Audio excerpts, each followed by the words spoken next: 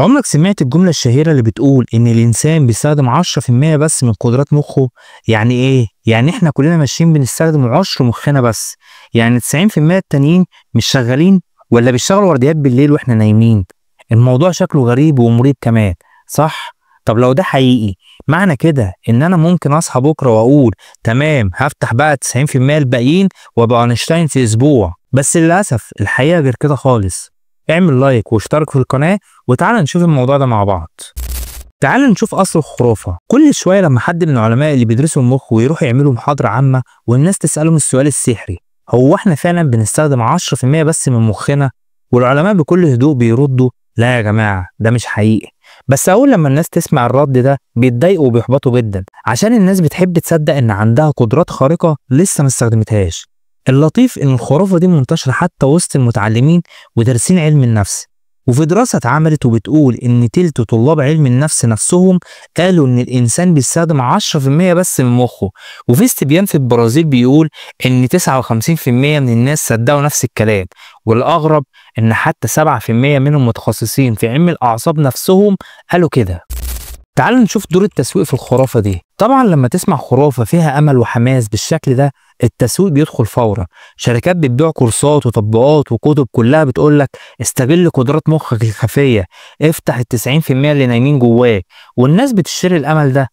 زي إعلان شركة طيران في التسعينات قالت بيقولوا إننا بنستخدم 10% من مخنا، بس اللي يسافر على خطوطنا هيستخدم أكتر من كده. يعني حتى الرحلات الجوية دخلت هي كمان في السبوبة. الحقيقة المزعجة عن الخرافة دي إن مخك شغال على الآخر طول الوقت. العلماء في مجلس الأبحاث القومي الأمريكي قالوا بمنتهى البساطة مفيش سحر، النجاح محتاج شغل.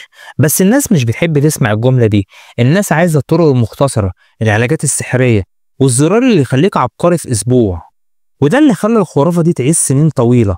في ناس بتبيع أدوات بيقولك نشط مخك وخليك عبقري، وفي اللي داخل في حاجات روحانية حرر الطاقة الكونية في دماغك، ويقولك انت عندك قدرات روحية ما استخدمتهاش، ولما بيكون عندك إرادة بتطلع زي محمد هنيدي كده في فيلم فول الصين العظيم.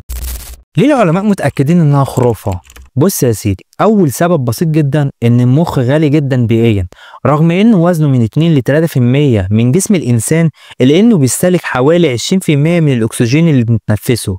يعني التطور مش ممكن يسمح بجهاز بيستهلك كل ده من غير فايدة. تاني حاجة، لما أي جزء صغير من المخ بيتأذي بسبب حادثة أو جلطة بتظهر آثار فورية وكبيرة جدا. يعني لو فعلا 90% مش شغالين المفروض الناس دي ما تتأثرش، لكن اللي بيحصل عكس كده تماما. وهديك مثال حي على اللي بقوله. خليني أحكي لك عن تيري تشيفو، ودي بنت من فلوريدا دخلت في غيبوبة لمدة 15 سنة بسبب سكتة قلبية. نص مخها تقريبا اتدمر، الجزء المسؤول عن الإدراك والوعي، وكانت النتيجة إنها فقدت كل وعيها ومشاعرها وقدرتها على التفكير. يعني حتى لو 50% بس من المخ راح، الإنسان بيفقد ذاته بالكامل تقريبا. فإزاي نقول بعد كده إن 90% مش مستخدمين؟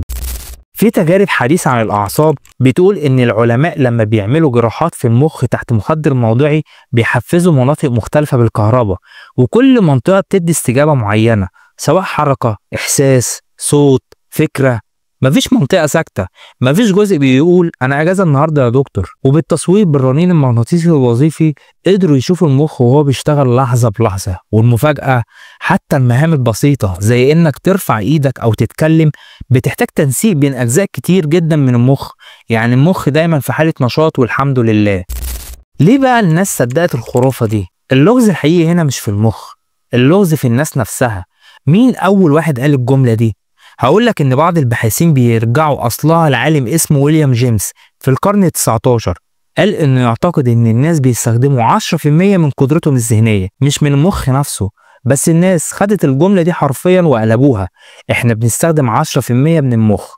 وبعدين الصحفي ويل توماس في مقدمة كتاب ديل كارنيجي بعنوان كيف تكسب الأصدقاء وتؤثر في الناس نسب المقولة دي لويليام جيمس، ومن هنا انتشرت الخرافة.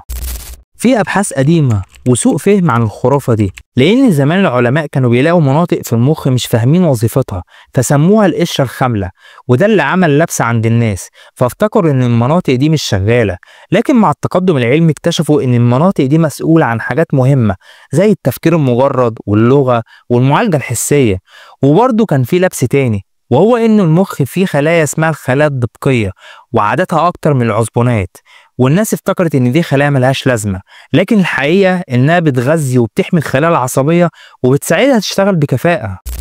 ليه بقى الخرافه دي لسه عايشه لغايه دلوقتي؟ هقول لك بكل بساطه، لانها خرافه جميله بتديك احساس بالامل انك تقدر تكون افضل واحسن. وده مش غلط على فكره انك تؤمن بقدراتك على التطور، لكن المشكله لما تبني التطور على معلومه غلط. وزي ما قال كارل سيجن، لو حاجه شكلها حلوه لدرجه انها تبان مش حقيقيه فهي غالبا مش حقيقية فعلا. فلو نفسك تطور قدراتك استخدم 100% من مجهودك مش 10% من الخرافة.